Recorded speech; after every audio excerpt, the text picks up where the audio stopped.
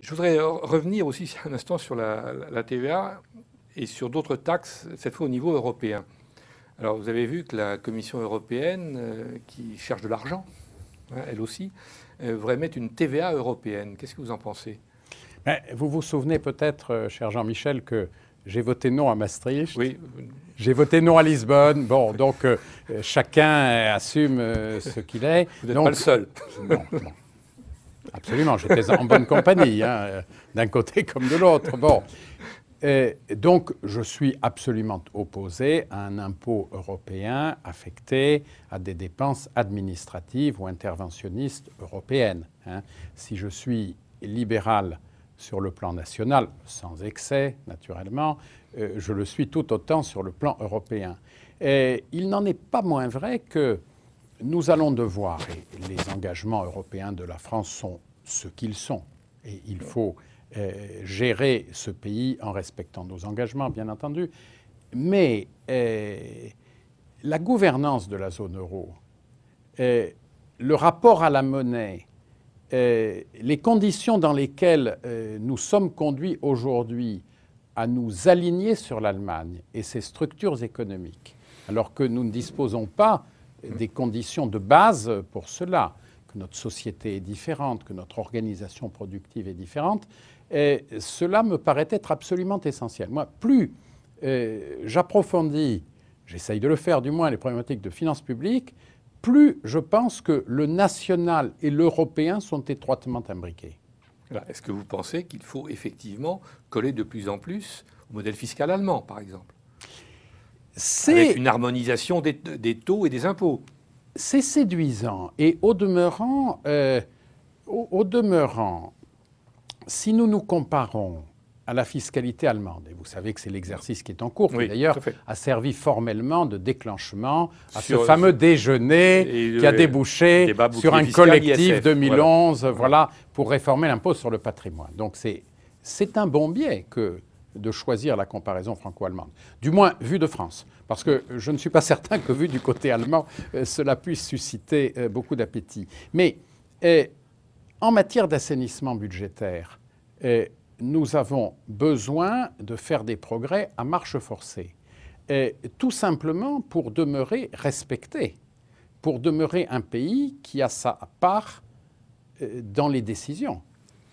Hein, c'est ça qui est en jeu. Ce n'est pas respecter les traités, ce n'est pas les contraintes européennes, c'est en quelque sorte rester soi-même. Alors pour rester nous-mêmes, oui, il faut que nous fassions un effort d'adaptation et que nous collions à l'Allemagne pour continuer à bénéficier du même rating que l'Allemagne.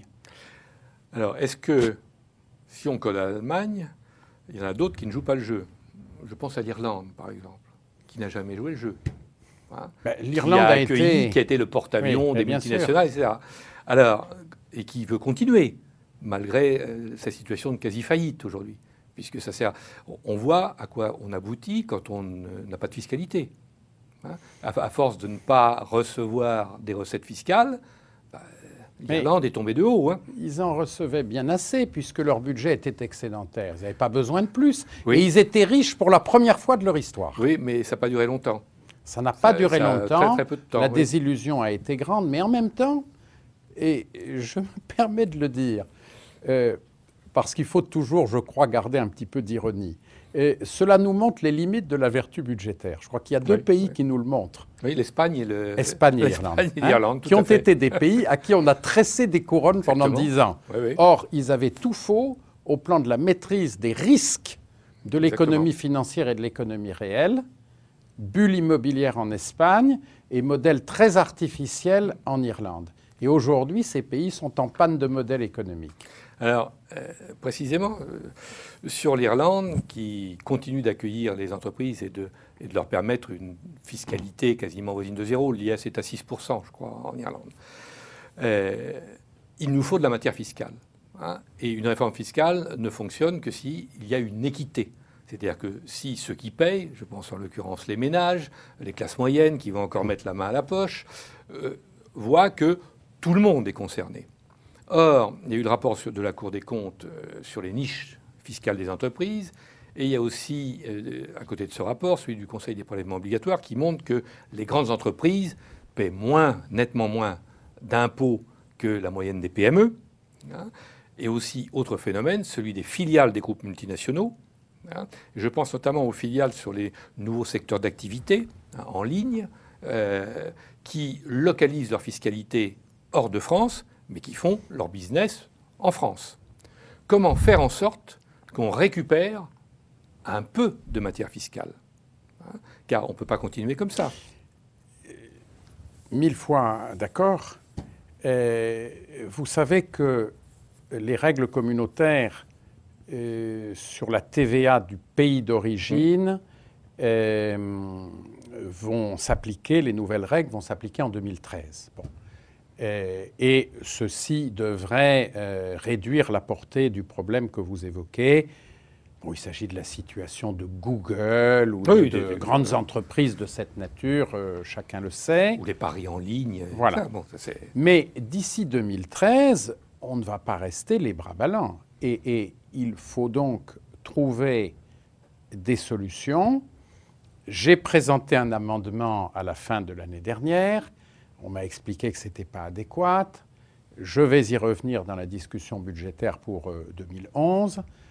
J'espère que la direction de la législation fiscale a travaillé, parce que cette fois-ci, même si ce n'est pas adéquat, on le votera. Et au demeurant, le président de la République a marqué lui-même sa très grande impatience sur le sujet. Donc ils ont intérêt à faire, et à faire quelque chose qui tienne debout. Et maintenant, nous avons un problème peut-être plus général, qui est celui de l'adaptation de notre fiscalité aux nouvelles technologies. Prenons un exemple, dans l'audiovisuel, la redevance de l'audiovisuel. Elle ne porte que sur les postes de télévision. Les postes de télévision, c'est des trucs qui sont appelés à disparaître. Il faut le mettre sur l'ordinateur. En tout cas, bien entendu, sur tout support qui reçoit des contenus.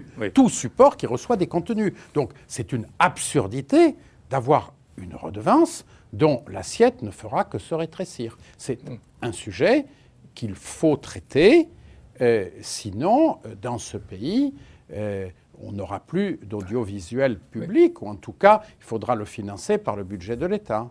Oui, et un budget de l'État qui a les contraintes que l'on connaît. Absolument. Alors, avant de conclure, je voudrais qu'on dise un mot d'un autre grand sujet qui mériterait toute une émission, c'est la guerre monétaire. Guerre monétaire entre les grands blocs, avec l'Amérique qui a sciemment décidé d'injecter des liquidités massivement, de faire baisser sa monnaie. Une BCE qui reste apparemment, qui campe sur ses positions, hein, et des Chinois qui confirment, qui restent superbes et qui disent pas question de réévaluer le yuan si ce n'est de 0,2% par-ci, 0,1% par-là. Bon. Comment vous voyez l'évolution de cette guerre monétaire ? Vous connaissez les traités et vous savez que la BCE est totalement indépendante en ce qui concerne la politique monétaire. Mais qu'en ce qui concerne le taux de change, ce sont les États. Oui, mais 15. Les États qui en sont responsables. Alors c'est là que le rapprochement franco-allemand atteint ses limites. Parce que nous ne pouvons pas raisonner de la même façon. Exactement. Alors, soit nous arrivons à confronter nos analyses et à réagir à cette nouvelle conjoncture mondiale, soit nous n'y arrivons pas, et je crois que l'on peut dire que selon les réponses qui seront apportées à ce problème évident, on pourra dire la zone euro va durer ou elle va éclater. On terminera là-dessus. Merci Philippe Marini. Merci Jean-Michel.